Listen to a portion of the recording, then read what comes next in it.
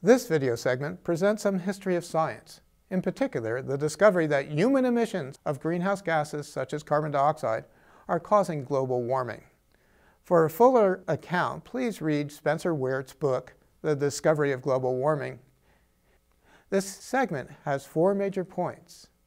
Number 1, Earth is warming at an unprecedented rate. Number 2, most of the carbon dioxide released by human activities remains in the atmosphere. Number 3, atmospheric carbon dioxide and global temperatures are rising. And last, number 4, human activities are responsible for some of the observed climate changes. The first person to call attention to modern trends in climate and carbon dioxide was a guy named Guy Stewart Callendar. He was an engineer who studied the properties of steam and steam engines, but his father had invented a key instrument in modern weather stations, the platinum resistance thermometer.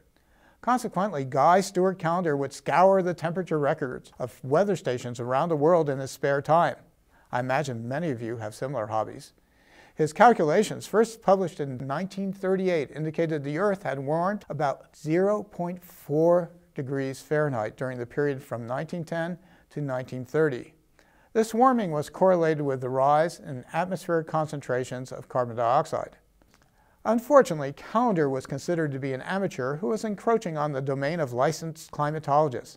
Needless to say, his work was not warmly received by this professional group, most of whom believed that temperature records from around the world were so variable that these numbers could be manipulated to support nearly any conclusion. Also, they believed that atmospheric carbon dioxide concentrations would fluctuate literally with the wind, as local sources of carbon dioxide such as factories and local sinks such as forests influenced every sample. Only after an additional 20 years of research did professional climatologists finally embrace the conclusions of Callendar. Key elements of this additional research were inspired by Godzilla. Yes, really, Godzilla, the fictional giant fire-breathing reptile. Japan has suffered several nuclear disasters, beginning with the nuclear detonations at Hiroshima and Nagasaki in 1945 that brought World War II to a close.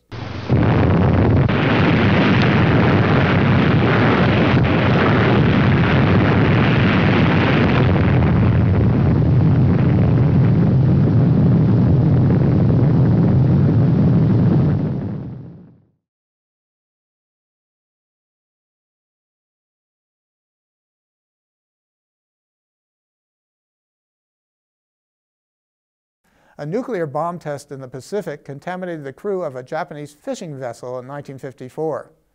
Later that year, Godzilla, a monster supposedly created through exposure to radioactivity, starred in her first feature film.